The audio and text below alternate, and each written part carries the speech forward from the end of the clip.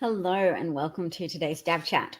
We're going to talk about falling public trust in the Supreme Court and why. We're going to talk about yesterday's Trump verdict, 34 felony charges, guilty, and Melania for the heck of it as well. We're going to see what Twitter's saying. We're going to look at some solid fact checking. To start with, is that as sexy as everything else? I don't know, but Empty Wheel is definitely the pseudonym of Marcy Wheeler, journalist Marcy Wheeler, is an excellent example of thorough fact-checking done on the internet with regards to Trump and his former lawyer, Michael Cohen.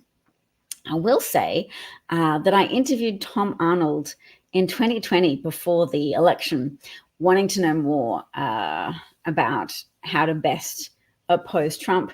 And Tom Arnold told me he took a photo with Michael Cohen when he bumped into him in a hotel lobby. And then he used that photo to make a social media post pretending that he had persuaded Michael Cohen to flip against Donald Trump and to begin to tell the truth against his erstwhile criminal boss.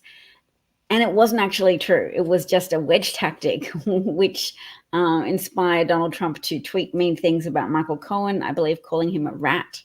And then what happened? Then Michael Cohen did flip. So that was an awesome story from Tom Arnold. I wonder if he'll let me interview him again so we can talk about it. The timing would just be great because maybe people are waking up and paying attention to the ins and outs of Trump's recent criminal trial. A lot of people weren't paying attention. Maybe they peripherally knew that Stormy Daniels was involved, but it's an election interference / hush money / falsification of business records case. It's not that difficult. Falsifying business records in furtherance of a crime or concealing a crime is a felony. Donald Trump was convicted of 34 of those charges of falsifying records because he was engaged in a scheme, a catch and kill scheme with AMI to pay women to be quiet so that it didn't build on the political impact of the Access Hollywood tapes and verify Trump's status in the eyes of decent people as someone with a severe loyalty issue within marriage loyalty issue who behaves in a predatory way towards women, because his own voice was heard confessing on that tape that he thinks when you're famous, they let you do it. They let you do anything. Grab them by the P word. Can I say it? Anyway, grab them by the genitals. You can do it. If you're famous, they'll let you do it. So a very predatory, very entitled attitude that some people were dismissing as locker room talk. You don't have evidence that he did anything. Well, then the evidence was ready to step forward and talk. And the evidence was Stormy Daniels and Karen McDougal. Karen McDougal, who asserted that she'd had a sexual affair with Donald Trump for a year, sexual and romantic affair with Donald Trump for a year, and Stormy Daniels, who had one encounter with Trump at a golf tournament and was apparently then the recipient of multiple phone calls afterwards, which she told her friends about. There are messages, and she was hoping to at least turn that encounter, which she kind of regretted, into a career progressing appearance on The Apprentice. And we also yesterday got a disclosure from a former producer of The Apprentice, Bill Pruitt, who wrote for Slate magazine that his 20-year non-disclosure agreement terms had just expired, and he was now free to say, yep, it was a manufactured success that they promoted for Trump. Trump was in the middle of yet another bankruptcy for his company, the Trump Organization. And they bought furniture to make his office look fancy.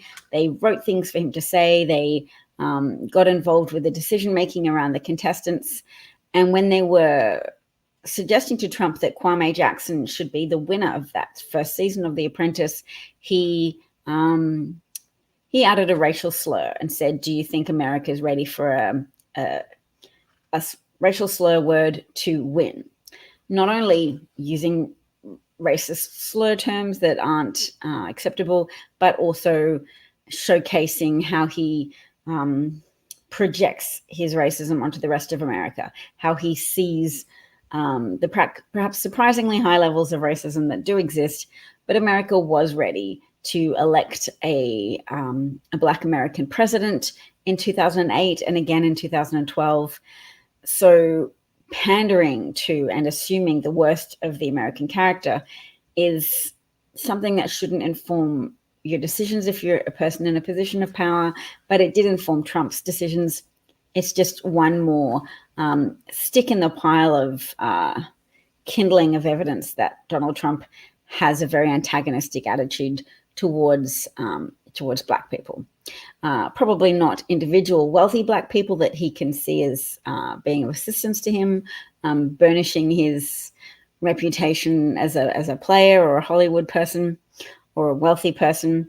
But in general, no, he and his father was found that they deliberately instituted a process for declining rental applications from Black Americans for their properties in the 70s, and they suffered very little consequences for that in a legal sense. They were allowed to settle with the government, and we are all, I guess, in a historical sense, the poorer for that punishment being inadequate. All right, but we're going to look at empty wheels. If you have any comments, feel free to chime in. We're going to look at Marcy Wheeler's fact-checking. So she's noting some updates on the New York Times up-to-date reporting on the Trump verdict. And so she says, here's an example of failed fact-checking with 3 different journalists. They claim that... she says, first of all, we know where the investigation into Michael Cohen came from because those warrants have been unsealed, thanks in part to media coalition, including New York Times. I guess with freedom of information requests. So it came from an SAR. What does SAR stand for again? Suspicious something reports. What does the A stand for? Let's look it up real time.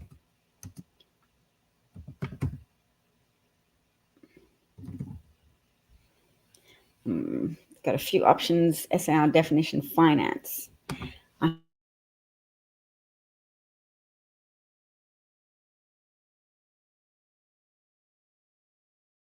hope the internet, I think if my screen freezes, the audio seems to persist.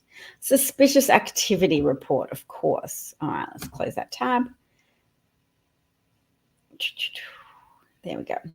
All right, so suspicious activity reports based of big dollar payments from, I think it's Victor Vekselberg to Michael Cohen's Essential Consulting account. So none of these journalists mention it. They're reporting for the New York Times. They note that Trump claims that Michael Cohen got into legal trouble, not because of his affiliation with the former president, but because of his own crimes. While it's true that Cohen pleaded guilty to personal financial crimes, he was also charged with his role in paying hush money for Trump. These people are fact-checking Donald Trump's pronouncements because he's making a speech, he's having a hissy fit, whatever. Federal prosecutors concluded that Cohen did so at Trump's direction. Yes, Trump was unindicted co-conspirator number 1 in the trial of Michael Cohen, for which he went to jail. Somebody else notes, Michael Rothfeld also notes that Cohen also pleaded guilty to lying to Congress about Trump's efforts to develop a tower in Moscow while running for president, in a case brought by Robert Mueller, the special counsel. It seems unlikely Cohen would have been investigated for his personal business dealings if not for his association with Trump. Well, we're getting closer to the truth because noting the involvement with Russia. And Maggie says Cohen was swept up in the Mueller investigation, just swept up along with a number of other Trump allies and advisors, but Cohen was one of the only ones who went to prison. Yes, well, Cohen not only lied to Congress to conceal that Trump was in dealings with Russians to build Trump Tower in Moscow and to build any significant property in Moscow, in Russia, particularly Moscow, though, you have to get a sign-off from somebody implicitly, and that somebody is Vladimir Putin, just because he's sort of the king oligarch of the modern Russian government. He's not only sort of president for life, he's got his hands in significant economic activity in Moscow. Michael Cohen got a significant amount of money paid to him from Viktor Vekselberg, a Russian oligarch, to his Essential Consulting account. And Essential Consulting was the name of the shell firm that Michael Cohen opened up to make payments to Stormy Daniels. It's Essential Consulting. He just needed a name. He was hiding from his wife that he took out a second mortgage in order to pay $130,000 on Trump's behalf to Stormy Daniels. And he had to do that because Trump felt that he couldn't, because he wanted to hide that connection to Stormy Daniels. He didn't want the money to be traced back easily to him. And nobody else would, which is a key point. David Pecker was tired of paying for the silence of Donald Trump's sexual partners. So he was still happy to not report on that story, but he didn't want to be the person paying the money either, or using the publishing company AMI to pay that money. So Marcy Wheeler notes, in other words, the reason that prosecutors scrutinized Cohen is because it looked like he might be an agent of Russia, but in reality, he did nothing for the free money. Okay. And that led to more scrutiny on Cohen's lies about purpose of Essential Consulting, and that ultimately led to scrutiny on hush payments. And yeah, Maggie Haberman, Cohen was one of the only people to go to prison.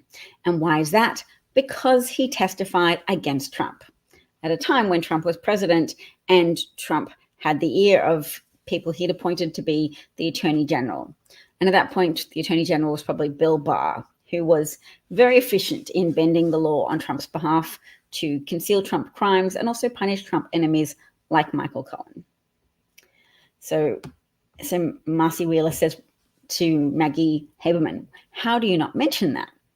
I.e. that Cohen went to prison as opposed to other people, specifically because of Cohen's actions in betraying Trump, testifying against him.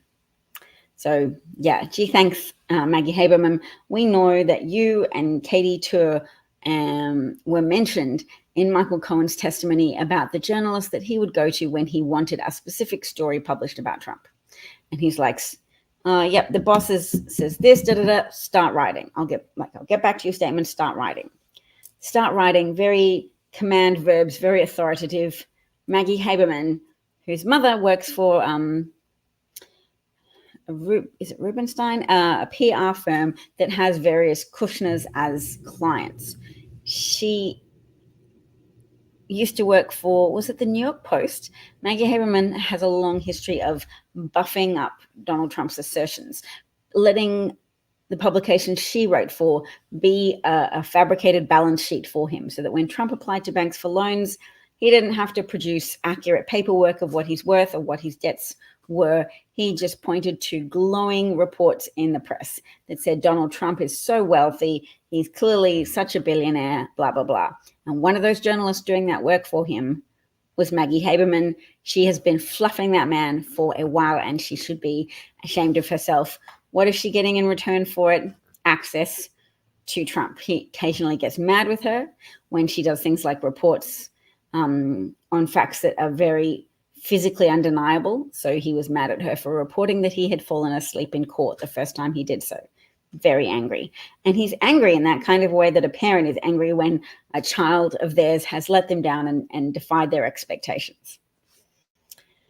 So that was that post. Let's look at what else I've saved for today. So that was Marcy Wheeler. Thank you so much, Marcy, for reminding us. It's easy to get lost in all of the details about the various investigations of Trump, where he's evaded justice, the Mueller report where he was able to evade trial for all of the various instances of obstruction of justice. What was he obstructing? Trump and his colleagues and allies and co-conspirators were obstructing investigation of his ties to Russia. So let's hear what Republican Speaker of the House, Mike Johnson, has to say about the Trump verdict, because he's basically making it sound as if he's got some Supreme Court justices in his pocket who are willing to do anything to cater to Trump's needs to stay out of jail and to clear his name from the 12-person jury found verdict of guilty in 34 felony cases. Do you think that the Supreme Court has a duty to step in since this will impact, the election? I know we want to act like he's just a normal guy, but he's a leading presidential candidate. The voters should know what's going to happen here. So what do you see playing out in the legal system?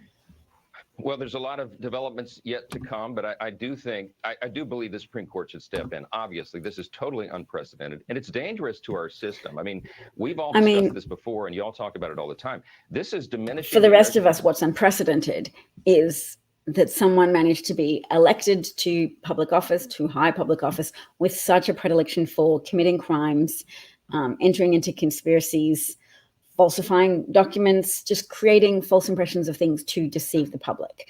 I mean, Trump's affinity for just lying. And I saw this in an article by, not Vice magazine, something earlier that just said Trump lies to you. He'll lie to you about the weather. He'll lie to you about whether it's sunny outside just to stay in practice for lying. So he's practicing his ability to manipulate reality. He's lied so hard. It's amazing that he got into office, and it's amazing that it's taken a while to get the justice system to finally put him on trial for one bunch of crimes that he committed and find him guilty. So hooray, the system worked. That is amazing. That is the norm breaking to have a criminal in office, such an unrepentant criminal. I mean, look, Richard Nixon was also in office. He was an unrepentant criminal also, but he had less backing of the Republican Party at that time. The Republican Party had at least more shame and more consciousness of this will look bad to the public.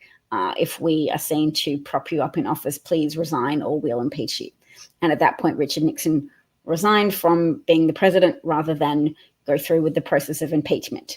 Today's Republicans have far less shame and will allow an impeachment to go ahead and just make sure they sabotage it in the Senate so that it's not a conviction in both houses of the legislative branch, meaning Congress. So even though Trump was impeached in the House, you have to get 2/3. Is it 2/3? Yes, because he got 57 votes in the Senate to impeach him after January 1, and that wasn't enough. It wasn't enough. You have to get 2/3 of a vote in the Senate. So let's continue listening to Mike Johnson. He's about to say it's atrocious. He's about to spew out some more lies about it being a condemnation of the system that Trump was found guilty rather than a condemnation of Trump and his criminal behavior. People's faith in our system of justice itself. And to maintain a republic, you have to have that. People have to believe that justice is fair, that there's equal justice under law. Yes, we need to believe that even if you're a former president, the law still applies to you. And if you commit crimes, justice will come for you and justice will be done. And it was. Hooray. They don't see that right now. And I think actually, a lot of people are celebrating and feeling quite jubilant because of the integrity of the system, because the system worked when at every point it's dependent on the bravery of individual humans who were threatened a lot. I mean, Judge Merchan was impugned on a daily basis, denigrated, mocked, called corrupt, had his daughter mentioned over and over again by Trump, whose followers have frequently acted out violently on his behalf, whose followers have attacked FBI offices, have sent pipe bombs to the houses of Trump enemies. Trump is aware that his followers will act on his assertions that somebody has done him wrong and that something is corrupt. They will leave the comfort of their homes and fly or catch a bus to the Capitol and literally attack police officers in pursuit of doing right by their cult leader, who has a strong hold on their emotions and their identities. Justice is on the court. I know many of them personally. I think they're deeply concerned. Well, he knows many of them personally, and he thinks they're deeply concerned. Were they texting him yesterday? Oh, Justice Alito, Samuel Alito. Oh, Mike, this is a travesty. What should we do about it? It's only a state crime. Can we somehow get the Supreme Court to rule on state crimes? About that as we are. So I think they'll set this straight, but it's going to take a while. You're right. The process takes a while to play out. Do you think the process takes a while to play out? Trump can appeal to the Manhattan District Court of Appeals. They are unlikely to find a flaw with the process, which was the defense team had their say, called the witnesses they wanted to. Trump's team had their say. Putting a gag order on Trump was not an injustice. It was a necessary step to at least try to protect the jurors, the people involved, from having Trump's easily incited to violence mob people sicked on them purely for their participation in this process of having a case brought to trial in the American legal system in the state court of New York. So, Josh Marshall, who's a journalist, has a good remark about this. He says, hey, that's not what I was trying to click on. He says, this isn't some peristaltic outpouring of rage and anger. It's a whipping, meaning it's cultivated. It's an overwhelming effort to match and muffle the earthquake of what happened yesterday afternoon with enough noise and choreography to keep everyone in Trump's campaign and on the margins of it in line and on side. And he writes an addendum. There's one additional point to note here. Dictators can't brook any opposition because the nature of dictatorial control is its pervasiveness and uniformity. There's no point or logic to opposition because everyone is against you. Once that ceases to be the case, once potential opponents or dissenters are not totally alone, that power can become unstable and break down quickly and unpredictably. So if we're looking at Mussolini and Hitler and Stalin, Putin's power hasn't destabilized enough. He killed the person who was trying to oppose him. What was the dude who tried to march on Moscow? They put up a statue to him yesterday. Oh, well, one of his generals. Anyway, I feel, okay, so Trump is no dictator today, but he's certainly the dictator of his political movement or party. So similar dynamics apply. We saw that with Hogan. Larry Hogan, though, the former governor of Maryland. Trump can't really afford to crap on Hogan. He may be the Senate majority if Hogan wins the Senate race for Maryland. He's also running in what is, in swing state partisan terms, a Democratic backwater. But the virulent attack was immediate and total. That signals an accurate fear of the brittleness of Trump's power in the face of this kind of assault. So it has to be shot down resolutely, immediately, and totally. This isn't as ferocious a backlash as most of the press is claiming. It's a quite concerted one to make sure no one steps out of line or a far greater risk that a pall of demoralization settles over some of Trump's least committed fair weather on the fence possibles. Well, imagine the reporting that's going to happen once Trump picks a vice president, because the last time he had a vice president, the most devoted looking, oh, yeah, what marvelous things are you saying now, Trump? Remember Pence's expressions? He would stand behind Trump looking like he was in love with the man. And then what happened? Pence couldn't bring himself to thoroughly break the law and the Constitution to help Trump overturn American democracy in January of 2021. And then Trump tried to whip a crowd into a frenzy to have Mike Pence literally killed. They literally were chasing Mike Pence through the halls of Congress, trying to find him, to hurt him, kidnap him, and kill him. There was a noose outside the Capitol building. So whoever's next is going to get a lot of questions like, how comfortable do you feel? Like, how long do you think you can keep Trump on your good side until he gets to the point where you don't do what he wants and he tries to get you killed in the same way he tried firmly to get his last vice president killed. So thanks for listening today. Thanks to any replay viewers who tune in.